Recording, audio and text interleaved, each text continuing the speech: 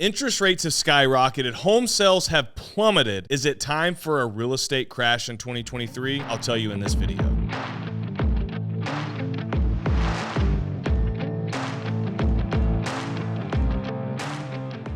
What's up, guys? Real quick, if you haven't joined my free Facebook group, Residential Real Estate with Jaron Sustar, yet, you need to scroll down to the show notes of this episode. Click the link to the Facebook group. It's completely free. Fantastic place to network and collaborate with other residential real estate investors all across the country so that you can continue to grow your real estate portfolio. If you're tired of spending hours every day analyzing potential investment properties, listen up, because I'm about to remove that roadblock for you by introducing you to the Backflip app.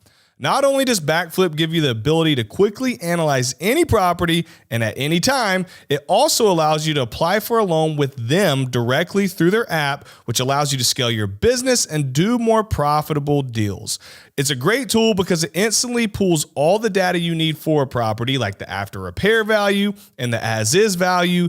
Plus, it gives you a curated list of high quality comps, and it's going to do that for you 60 times faster than if you were to go and do it by yourself by searching through the MLS or Zillow. So it's going to literally save you hours upon hours of work. And not only that, but the app will help you determine which strategy is the best fit for each particular property. So should you fix and flip it for a profit, or should you rehab it and rent it out? And so you'll immediately know if this particular property fits into your portfolio or if you should just move on to another deal. With Backflip, you're now going to be able to jump on good investments quickly and with confidence. So go down to the show notes of this show, click on the Backflip link, download the app, start analyzing your deals today, and work with Backflip to fund the next deal you do. It seems not that long ago, everybody was buying real estate and everybody was being successful while buying real estate. Whether we're talking about personal homes or whether people were buying investment properties, it was very hard to lose.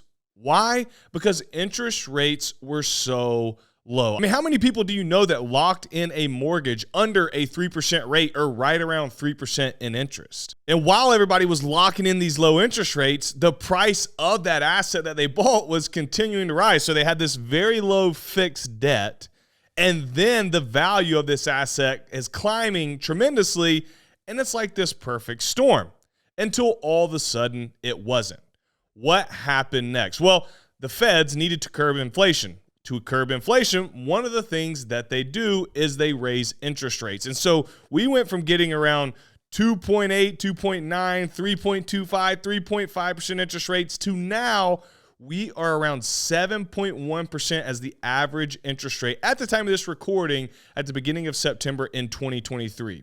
That's a huge jump because not only did the rates go from around 3% to now all the way up to 7%, but we just said that the price of the homes have actually increased substantially as well. And so what's happened? Well, people have, one, either been priced out because it's too expensive for them to buy right now because the homes cost too much and the rates are too high. Or number two, people have the golden handcuffs on. They locked in a very valuable asset at a very low interest rate a couple years ago, and they don't want to part with it. So what does that mean for the actual housing market in 2023? Does that mean that it's going to collapse? Does it mean it's going to crash? Does it mean that we're going to repeat 07, 08, 09 all over again? I say no. I beg to differ that the people with the thought process that we are about to experience another real estate crash, if we rewind all the way back to 07, 08, 09, we have to look and say what caused this huge crash in real estate at that time. Is it just, oh, this happens every couple years?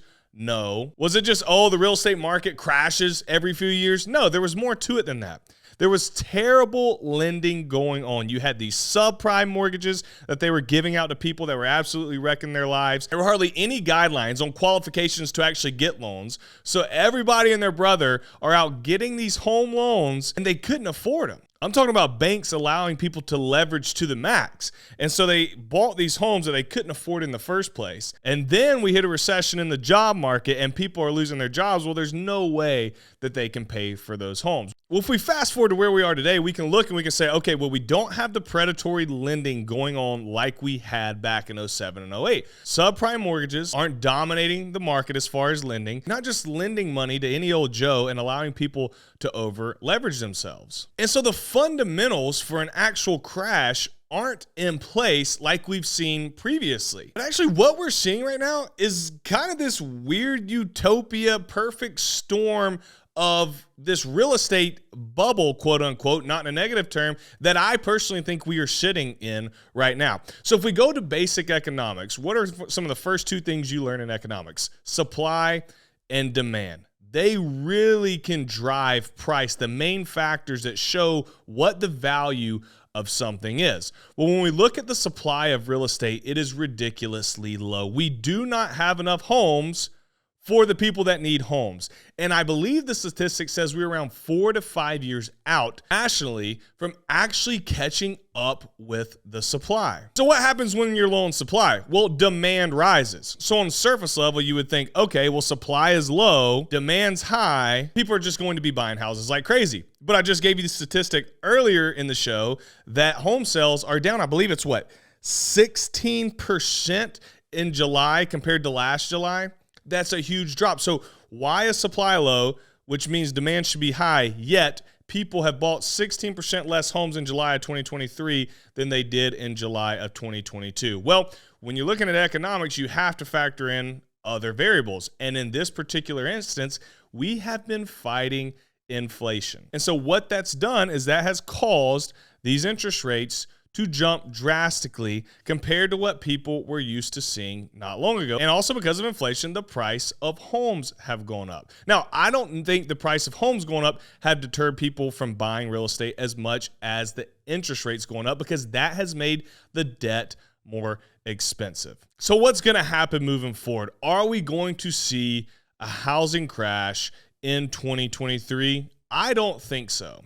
I think what's going to happen is, because supply is so low, people need and want a place to live.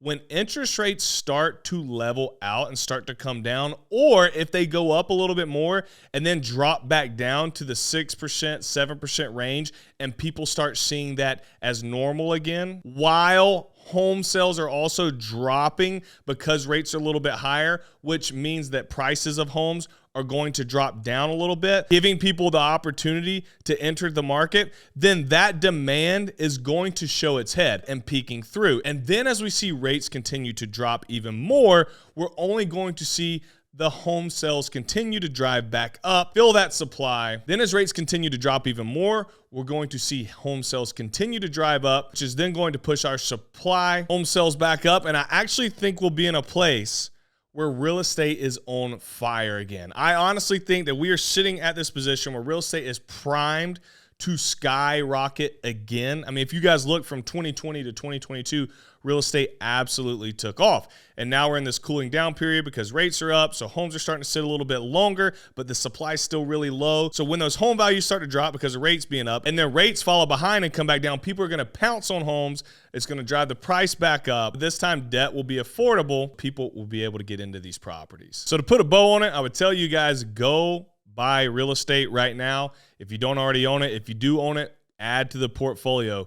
From an investment standpoint, there are tons of good deals. Obviously, nobody has a crystal ball. Time will tell, but this is my take on the 2023 housing market. Yeah, while in the short term, we may still have some rocky patches, I think real estate overall is in a fantastic spot to continue growing. And whether it does right now or whether it's 10 years down the road, it's shown that it's a pretty awesome and powerful asset to have to your name. Hey, if you would, go and like this video and subscribe to the channel. If you haven't had the time to watch these other two videos right here, click on them. We're bringing you awesome videos every week. Check them out. I'll see you guys next time.